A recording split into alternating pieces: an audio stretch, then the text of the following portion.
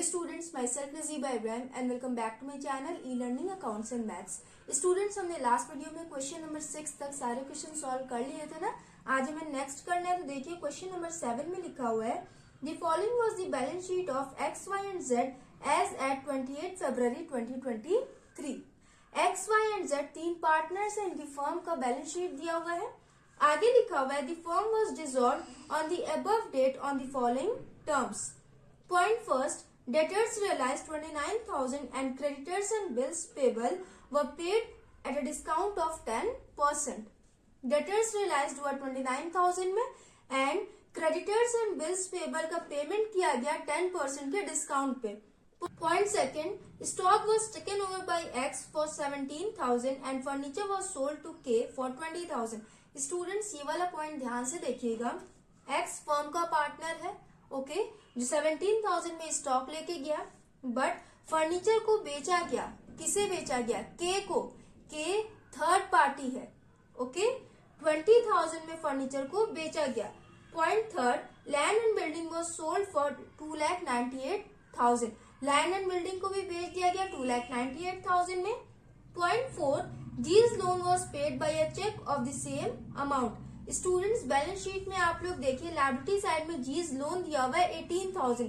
Firm ने जी से loan लिया. जी थर्ड पार्टी है, ओके, जिसका पेमेंट फर्म ने चेक के थ्रू किया, okay. Point fifth, compensation to workman paid by the firm amounted to 15,000. Students, आपके बैलेंस शीट में वर्कमैन कॉम्पेंसेशन रिजर्व दिया हुआ है 33,000, जिसमें से 15,000 का कॉम्पेंसेशन पे किया गया, ओके.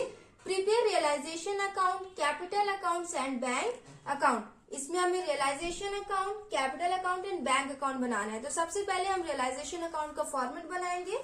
रियलाइजेशन अकाउंट सबसे पहले सॉल्व करेंगे, उसके बाद capital account and bank account करेंगे. सो स्टूडेंट, सारे बच्चों को आता होगा रियलाइजेशन अकाउंट कैसे किया जाता है. सबसे पहले सारे लायबिलिटीज को हम क्रेडिट साइड में कॉपी पेस्ट करते हैं एंड सारे एसेट्स को हम डेबिट साइड में कॉपी पेस्ट करते हैं.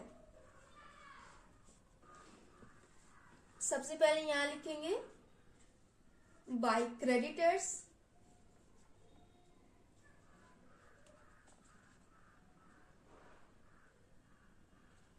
$30,000, बाय बिल्स पेबल 10,000. उसके बाद जीज लोन दिया हुआ है. जी थर्ड पार्टी है, तो फर्म ने उससे लोन लिया है तो फर्म उसके लोन का पेमेंट भी करेगी. रियलाइजेशन अकाउंट के थ्रू पेमेंट किया जाएगा, तो यहाँ पे लिखेंगे बाय जीज लोन. फर्म ने कितना लोन लिया जी से? 18,000. यहाँ लिखेंगे 18,000, ओके. उसके बाद स्टूडेंट्स, वाइज लोन दिया हुआ है. फर्म ने वाई से भी लोन लिया, बट वाई फर्म का पार्टनर है, ओके. तो वाइज लोन के पेमेंट की एंट्री हम अलग से करेंगे वाइज लोन अकाउंट में, ओके. जब भी फर्म पार्टनर से लोन लेते हैं या फिर पार्टनर्स को लोन देते हैं तो उनकी एंट्री हम लोन अकाउंट में करते हैं, okay. But third parties loan की एंट्री हम रियलाइजेशन अकाउंट में करते हैं. उसके बाद देखिए वर्कमैन कॉम्पेंसेशन रिजर्व दिया हुआ है. तो जब भी वर्कमैन कॉम्पेंसेशन रिजर्व दिया हो तो सबसे पहले हम एडजस्टमेंट में चेक करते हैं कि वर्कर्स को कॉम्पेंसेशन पे करना है कि नहीं करना है, ओके. तो यहाँ देखिए एडजस्टमेंट नंबर 5 में compensation to workman paid by the firm amounted to 15,000. Workers को 15,000 का कॉम्पेंसेशन पे करना है, ओके. तो सबसे पहले रिजर्व में से हम कॉम्पेंसेशन पे करेंगे एंड जो रिमेनिंग अमाउंट बचेगा उसे हम पार्टनर्स के बीच डिस्ट्रीब्यूट कर देंगे, ओके. तो उसकी एंट्री कैसे की जाती है, पहले मैं आपको जनरल एंट्री करके दिखा दूं, उसके बाद हम रियलाइजेशन अकाउंट में उसकी एंट्री करेंगे. Workman compensation reserve, total reserve कितना दिया हुआ है? 33,000, जिसमें से वर्कर्स को कितना पे करना है? उसके पेमेंट, वर्कर्स के पेमेंट की एंट्री हम रियलाइजेशन अकाउंट में करते हैं. तो यहाँ लिखेंगे टू रियलाइजेशन 15,000 कॉम्पेंसेशन पे करना है, ओके. रिमेनिंग अमाउंट कितना बचा? 33,000 माइनस 15,000, 18,000 बचा. 18,000 पार्टनर्स के बीच में उनके प्रॉफिट शेयरिंग रेशियो में डिस्ट्रीब्यूट कर दिया जाएगा. तो यहाँ हो जाएगा 2x capital account to Y's capital account to जेड्स कैपिटल अकाउंट। पार्टनर्स का प्रॉफिट शेयरिंग रेशियो गिवन नहीं है तो हम ये एज्यूम कर लेंगे कि इक्वल होगा। तो 18,000 डिवाइडेड बाई 3 कितना हो जाएगा? 6,000, 6,000 एंड 6,000। ओके स्टूडेंट्स, ये वाली एंट्री समझ में आई आपको? रिजर्व में से पहले कॉम्पेंसेशन दिया जाएगा, उसके बाद रिमेनिंग अमाउंट को पार्टनर्स के बीच में डिस्ट्रीब्यूट किया जाएगा। ओके तो पहले हमने रियलाइजेशन अकाउंट में ट्रांसफर किया, अब यहाँ रियलाइजेशन से हम वर्कर को पेमेंट करेंगे। तो पेमेंट की एंट्री देखिए, realisation account debit to bank account, cheque के थ्रू पेमेंट किया जाएगा। तो यहां हो जाएगा to bank account 15,000 and 15,000। Workman compensation reserve की जनरल एंट्री ये बनेगी। अब हम रियलाइजेशन अकाउंट में से ट्रांसफर करेंगे। तो सबसे पहले क्रेडिट साइड में कितना लिखेंगे? कॉपी पेस्ट कितना करेंगे? तो जितना भी कॉम्पेंसेशन पे किया जाता है उसे हम यहाँ पे कॉपी पेस्ट करेंगे। पूरा 33,000 नहीं लिखेंगे, यहाँ पे हम सिर्फ 15,000 लिखेंगे, क्योंकि हमें सिर्फ 15,000 ही कॉम्पेंसेशन पे करना है। ओके यहां लिखेंगे by workman compensation reserve. Total reserve में से सिर्फ 15,000 ही पे करना है, तो यहाँ पे हम सिर्फ 15,000 लिखेंगे। ओके समझ में आया आपको? उसके बाद देखिए स्टूडेंट, सारे लायबिलिटीज की हमने एंट्री कर ली। अब हम एसेट की एंट्री करेंगे। यहां लिखेंगे to debtors 48,000, to stock 19,000, to furniture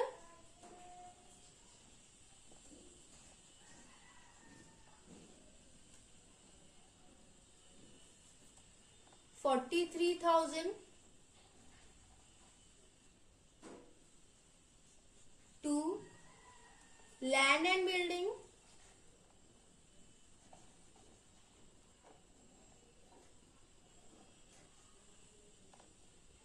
1,09,000।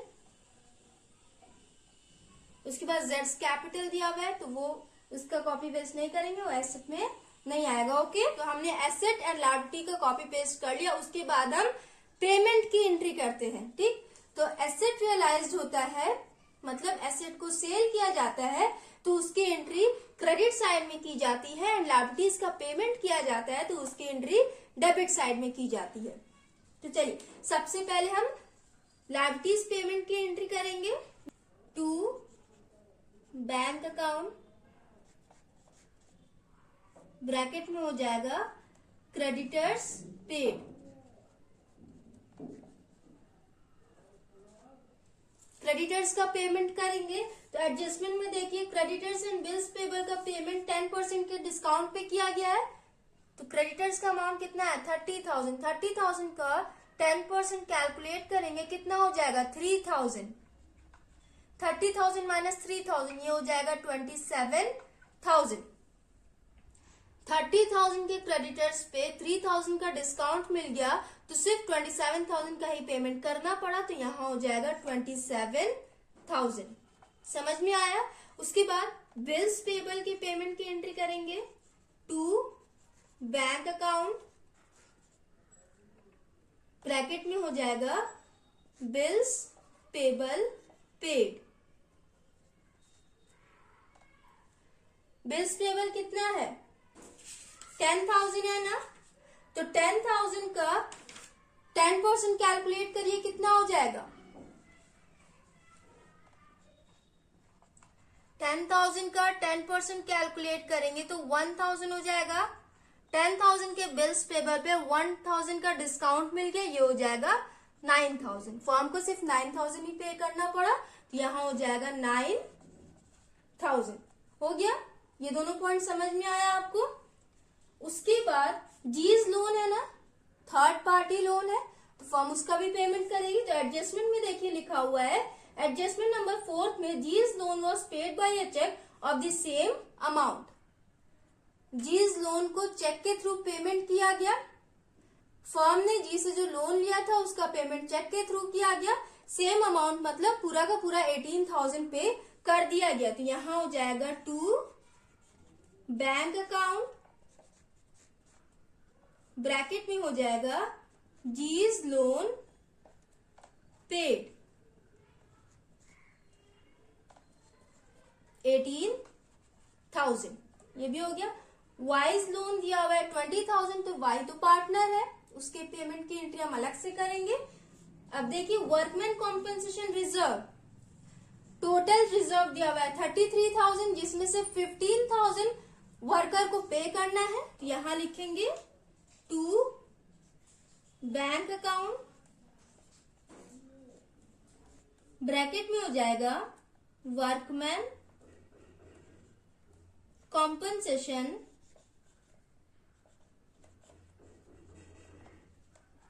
Paid of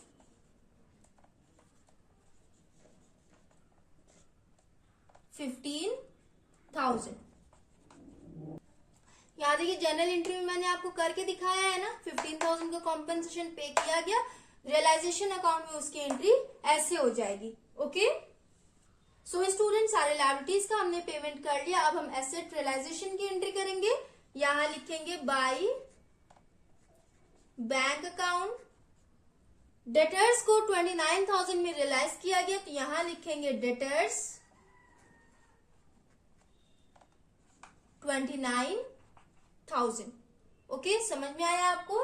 उसके बाद पॉइंट सेकंड में देखिए, स्टॉक एक्स लेके चला गया 17,000 में।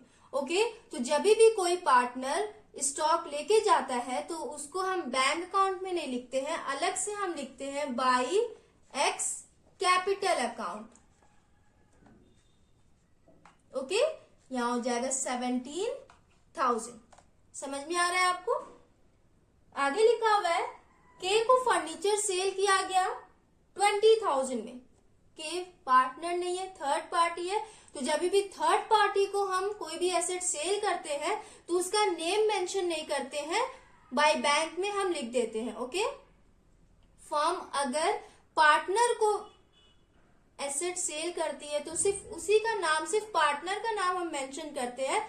थर्ड पार्टी को एसेट सेल करती है तो थर्ड पार्टी का हम नेम मेंशन नहीं करते, यहां हम डायरेक्ट लिख देंगे फर्नीचर। ओके, कितने में सेल किया गया 20,000 में, यहां हो जाएगा 20,000। उसके बाद लैंड एंड बिल्डिंग को सेल किया गया 2,98,000 में, तो यहां हो जाएगा land and building 2,98,000।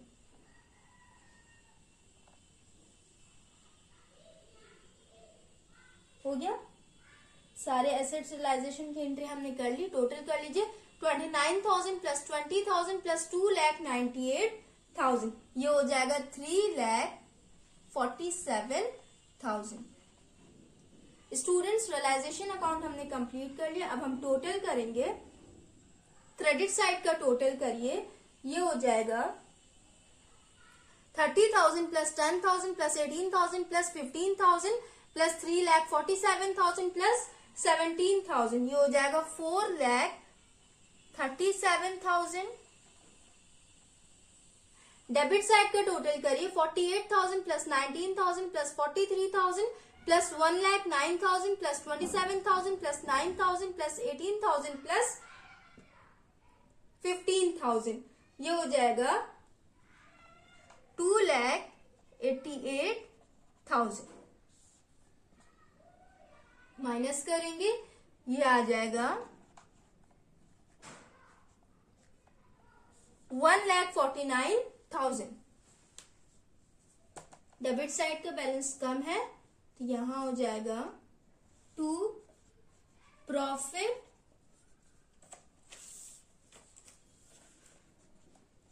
Transfer to X capital account, Y capital account and Z capital account. 1,49,000 को तीनों पार्टनर्स के बीच उनके प्रॉफिट शेयरिंग रेशियो में हम डिस्ट्रीब्यूट कर देंगे। तो क्वेश्चन में आपकी प्रॉफिट शेयरिंग रेशियो गिवन नहीं है, तो हम ये अज्यूम कर लेंगे कि इनका प्रॉफिट शेयरिंग रेशियो इक्वल होगा 1:1:1। 1,49,000 डिवाइडेड बाई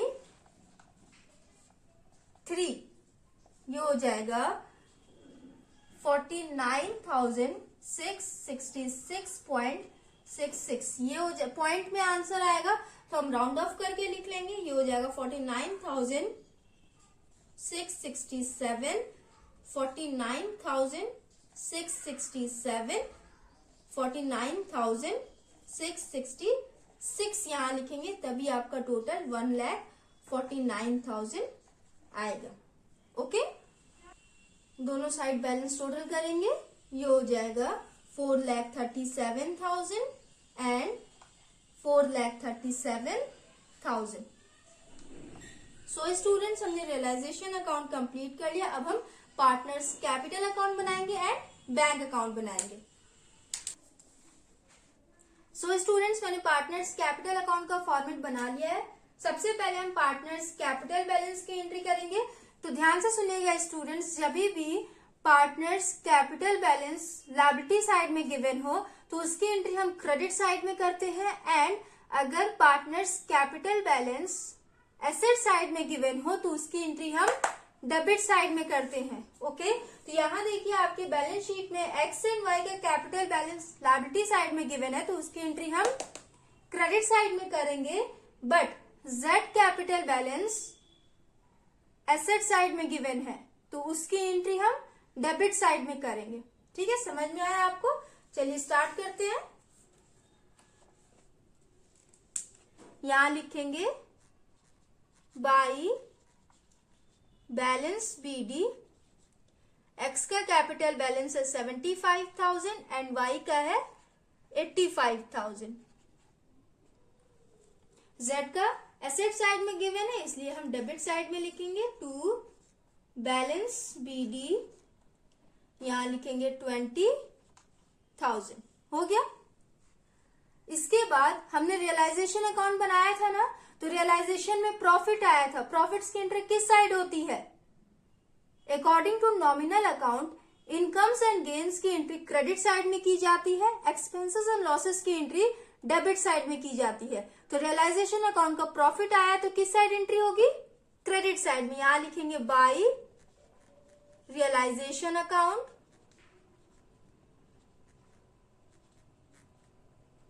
1,49,000 प्रॉफिट आया था ना, तो तीनों पार्टनर्स के बीच में हमने इक्वल डिवाइड किया था। तो एक्स में हो जाएगा 49,667, वाई में हो जाएगा 49,667 एंड जेड में हमने लिखा था 49,666। ओके, उसके बाद वर्कमैन कॉम्पेंसेशन रिजर्व आपकी बैलेंस शीट में दिया हुआ था 33,000, जिसमें से 15,000 वर्कर को दे दिया गया as a compensation. Remaining balance बचा था 18,000। ये 18,000 पार्टनर्स के बीच में डिस्ट्रीब्यूट कर दिया जाएगा उनके प्रॉफिट शेयरिंग रेशियो में। ओके, पार्टनर्स रिसीव करेंगे, पार्टनर्स का इनकम होगा, इसलिए इसकी एंट्री हम क्रेडिट साइड में करेंगे। यहां लिखेंगे by workman compensation reserve. 18,000 divided by 3 करेंगे तो ये हो जाएगा 6,000, 6,000 एंड 6,000। हो गया। एक्स ने फर्म से स्टॉक परचेज किया 17,000 में। ओके, तो एक्स को 17,000 पे करना पड़ा होगा। एक्स का एक्सपेंस हुआ, इसने पेमेंट किया 17,000 का, तो एक्सपेंसेस की एंट्री किस साइड की जाती है? डेबिट साइड में। तो यहां लिखेंगे टू रियलाइजेशन अकाउंट, ब्रैकेट में हो जाएगा स्टॉक। 17,000 में एक्स ने स्टॉक परचेज किया था, तो एक्स का कैपिटल बैलेंस 17,000 से डिक्रीज हो जाएगा। 17,000 इसने फर्म को पे किया होगा, इसका एक्सपेंस हुआ, इसलिए डेबिट साइड में हम 17,000 लिखेंगे। हो गया, इतनी ही एंट्री होगी पार्टनर्स कैपिटल अकाउंट में। सिर्फ हम कैपिटल बैलेंस की एंट्री करते हैं, रियलाइजेशन में प्रॉफिट और लॉस आता है तो उसकी एंट्री करते हैं। कोई भी अगर रिजर्व गिवन हो, एक्यूमुलेटेड प्रॉफिट या फिर लॉस गिवन हो या फिर कोई भी रिजर्व दिया हो तो उसकी एंट्री हम पार्टनर्स कैपिटल अकाउंट में करते हैं। एंड अगर कोई भी एसेट या फिर लायबिलिटी का पेमेंट पार्टनर्स की तरफ से हुआ हो तो उसकी एंट्री हम पार्टनर्स कैपिटल अकाउंट में करते हैं। ओके, चलिए टोटल करेंगे। 75,000 प्लस 49,667 प्लस 6,000, ये हो जाएगा 1,30,667। 85,000 प्लस 49,667 प्लस 6,000, ये हो जाएगा 1,40,667। 49,666 प्लस 6,000, ये हो जाएगा 55,666। हो गया, हम बैलेंस करेंगे। यहां लिखेंगे 2 बैलेंस CD 1,30,667 माइनस 17,000, ये हो जाएगा 1,13,667। ओके, इधर कितना आया टोटल? 1,40,667। यहाँ पे भी सेम हो जाएगा 1,40,667। 55,666 माइनस 20,000, ये हो जाएगा 35,666। हो गया। कैपिटल अकाउंट भी हमने कंप्लीट कर लिया। टोटल कर लेंगे 1,30,667, 1,40,667 एंड 55,666। सो स्टूडेंट्स, हमने पार्टनर्स कैपिटल अकाउंट बना लिया। इसके बाद हम वाइज लोन अकाउंट बनाएंगे। फर्म ने वाई से भी लोन लिया था, वाई फर्म का पार्टनर है, इसलिए हम वाइज लोन अकाउंट बनाएंगे एंड देन हम बैंक अकाउंट बनाएंगे। ओके, क्वेश्चन में आपके गिवन है ना, बैंक अकाउंट भी बनाना है। सो स्टूडेंट्स, मैंने wise loan account and bank account इनका भी फॉर्मेट बना लिया, ये भी कर लेते हैं। स्टार्ट करने से पहले मैं आपको एक पॉइंट एक्सप्लेन कर दूं। स्टूडेंट्स, जब भी आपके क्वेश्चन में किसी भी लायबिलिटी के पेमेंट से रिलेटेड कोई भी इंफॉर्मेशन गिवन ना हो तो भी हम ये एज्यूम कर लेते हैं कि फर्म ने उस लायबिलिटी का पेमेंट कर दिया होगा। ओके, जैसे देखिए आपके क्वेश्चन में जीज लोन अकाउंट दिया है एंड वाइज लोन अकाउंट दिया है। फर्म ने जी से भी लोन लिया था एंड वाई से भी लोन लिया था। यहाँ पे आपके क्वेश्चन में जी से फर्म ने जो लोन लिया था उसके पेमेंट का इन्फॉर्मेशन गिवन है कि फर्म ने जी के लोन का पेमेंट कर दिया है, बट वाई से जो लोन लिया था फर्म ने उसके पेमेंट का इन्फॉर्मेशन गिवन नहीं है। बट फिर भी हम ये एज्यूम कर लेंगे कि फर्म ने वाई से जो लोन लिया था उसका पेमेंट फर्म ने किया होगा। ओके, तो उसके पेमेंट की एंट्री हम कर लेते हैं। सबसे पहले बैलेंस उतारेंगे, यहां लिखेंगे बाई बैलेंस BD। फर्म ने वाई से कितना लोन लिया था? 20,000। फर्म इसका पेमेंट कर देगी। यहां लिखेंगे टू बैंक अकाउंट 20,000। हो गया, काफी इजी होता है लोन अकाउंट बनाना। लोन अकाउंट हमने बना लिया, अब हम बैंक अकाउंट बनाएंगे। स्टूडेंट्स, बैंक अकाउंट बनाना भी बहुत ही इजी होता है। Realisation account, partners capital account and wife's loan account, इन तीनों अकाउंट्स में जो भी बैंक अकाउंट वाले ट्रांजैक्शंस होंगे ना उसे हम यहाँ बैंक अकाउंट में ट्रांसफर कर देंगे ऑपोजिट साइड में। ओके, चलिए स्टार्ट करते हैं। बैंक अकाउंट में सबसे पहले बैंक बैलेंस लिखेंगे। आपके क्वेश्चन में एसेट साइड में देखिए बैंक बैलेंस दिया हुआ है 32,000, तो एसेट साइड वाले बैलेंस को हम डेबिट साइड में ट्रांसफर करते हैं ना। यहाँ लिखेंगे टू बैलेंस BD 32,000। हो गया। उसके बाद रियलाइजेशन अकाउंट के डेबिट साइड में हमने लायबिलिटीज पेमेंट की एंट्री की थी ना, टू बैंक अकाउंट करके, रियलाइजेशन अकाउंट के डेबिट साइड में हमने की थी, तो यहाँ बैंक अकाउंट के क्रेडिट साइड में वाली एंट्री ट्रांसफर करेंगे। ओके, यहाँ लिखेंगे बाय रियलाइजेशन अकाउंट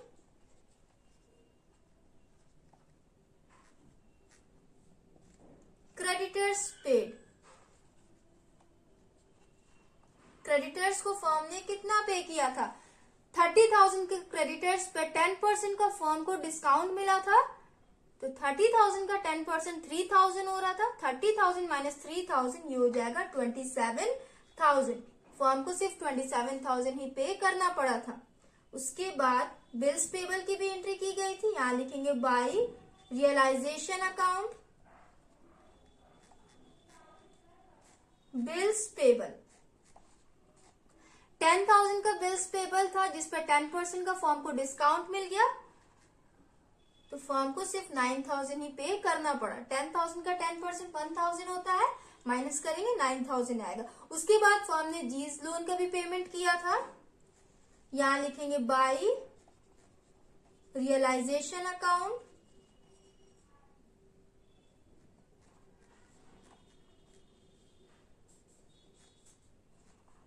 जीज लोन 18,000। उसके बाद वर्कर्स को कॉम्पेंसेशन भी पे किया गया था, यहां लिखेंगे बाय रियलाइजेशन अकाउंट